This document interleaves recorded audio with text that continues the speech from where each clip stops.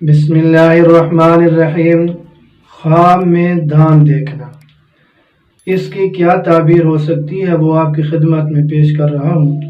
حضرت دانیال علیہ السلام فرماتی ہیں کہ خواب میں دانت سے مراد اہل خاندان ہوتے ہیں، گھر والے ہوتے ہیں، رشتہ دار ہوتے ہیں، یہ اس سے مراد ہوتے ہیں۔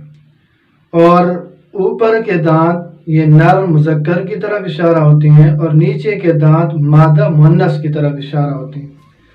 اگلے دانت یہ بچوں کی طرف یعنی اپنی اولاد بھائیوں کی طرف یا ماں باپ کی طرف اشارہ ہوتے ہیں، اور پہلو کے دانت وہ چچا کی طرف، چچا زاد، خالہ، خالہ زاد ان کی طرف اشارہ ہوتے ہیں، اور پچھلے دانت دور کے رشتہ داروں کی طرف یہ اشارہ ہوتے ہیں۔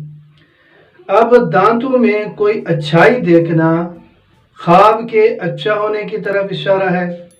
مثلا وہ دانتوں کو سفید دیکھتا ہے، چمکدار دیکھتا ہے، تو یہ خاندان کی عزت، وقار، قوت اور مرتبے میں اضافے کی طرف اشارہ ہے۔ اور ان میں کوئی برائی دیکھنا اسی حساب سے پھر خواب کے برا ہونے کی طرف اشارہ ہے۔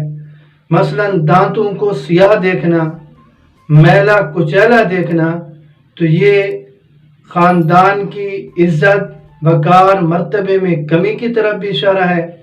اور جس حساب سے یہ دانتوں کو دیکھا ہے کہ کون سا دانت میلا کچیلا ہے، تو پھر اس حساب سے اس شخص کے بیمار ہونے کی طرف اشارہ ہے۔